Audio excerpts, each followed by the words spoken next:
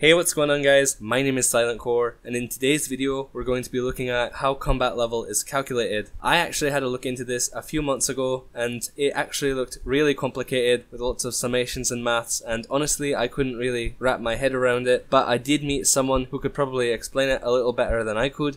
So I'm going to hand this video off to my good friend Theoatrix. What's going on guys? My name's Theoatrix and today I have an awesome video for you guys today, and it is how combat levels are calculated in old school RuneScape for both players and monsters. This, for me at least, has always been a mystery, and I've never actually known how combat levels are completely calculated. Now, once I explain how exactly they're calculated, I'm going to go and see what conclusions we can come to from the combat formulas, and trust me, there is some very interesting ones in this. Alright, I'm going to start off explaining how your combat is determined. So there are two major parts to your combat level. There is a foundation level or a base level, and then added to that base level is your combat element, and that'll make a bit more sense in a moment. So starting off with your base level, to work this out you need to get your defense level, your hit points level, and half of your prayer level. You add them all up, and then with that number you round it down, and then you get a quarter of that number. So the formula for that's on the screen if you find maths a bit easier to understand when it's written out, and let that number equal B, and keep that number separate to the next calculation. Now, to work out your combat element, there is a few things you need to do. You actually need to work out an equivalent level for melee, ranged, and magic. So on the screen there is a formula to work each one out. It is very easy to work out, but the only thing you need to remember is always round down. Then now with those three outcomes, find which one of these is the highest number of the three combat elements,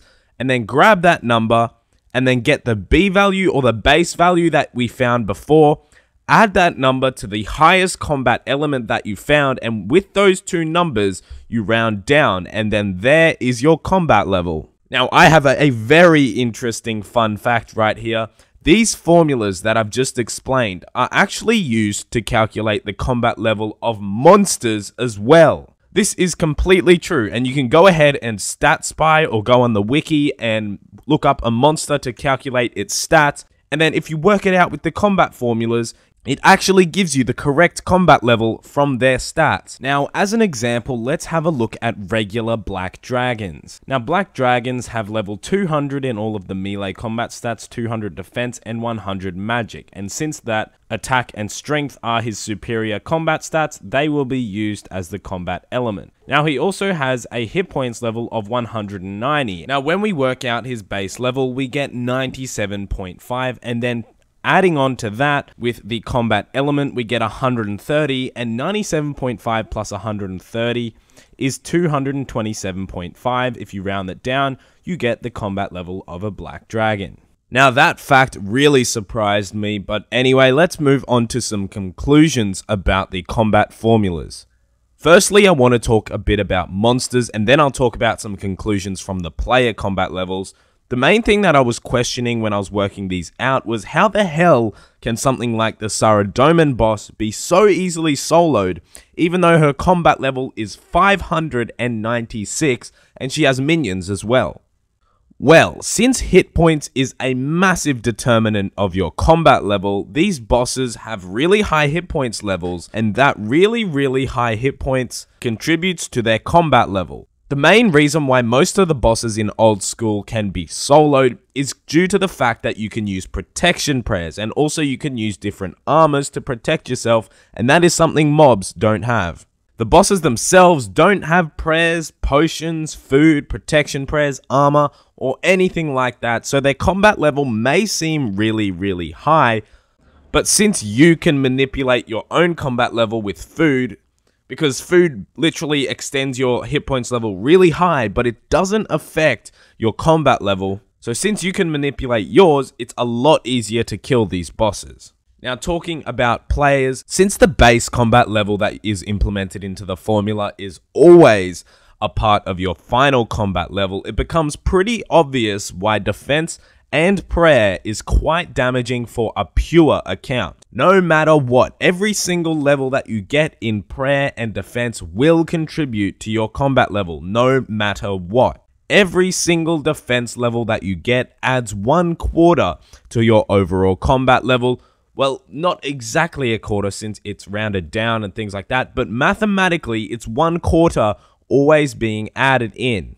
Now, each prayer level that you get adds 1/8 to your total combat level no matter what, so it completely makes sense why these two skills are avoided on a pure account just to keep the lowest combat level possible. Now, since only the highest combat element is added to your final combat level, it's apparent that getting a high, let's say a high range level, means you can get high magic and high melee stats as well, because only the highest will affect your combat level. But one thing that's kind of interesting, the ranged element and the mage elements, they are your range level plus half of your range level, or your mage level plus half of your mage level. It's not two separate skills, it's literally the range plus half of itself. So essentially from that, your melee element is most likely always going to be the main highest one, because if you have 99 attack and strength, there's no way that your range or mage elements will be the same number, because it's half plus the maximum level. So if it's 99 plus a half of 99, it's nowhere near 99 plus 99. I hope that made sense. I'm going to put the formulas on the screen just so that makes a bit more sense, but you should get it. If you want to work out exactly how high you can get certain levels without leveling up, you can use a combat calculator. And my favorite site to use is the RuneHQ combat calculator. I've been using it for years.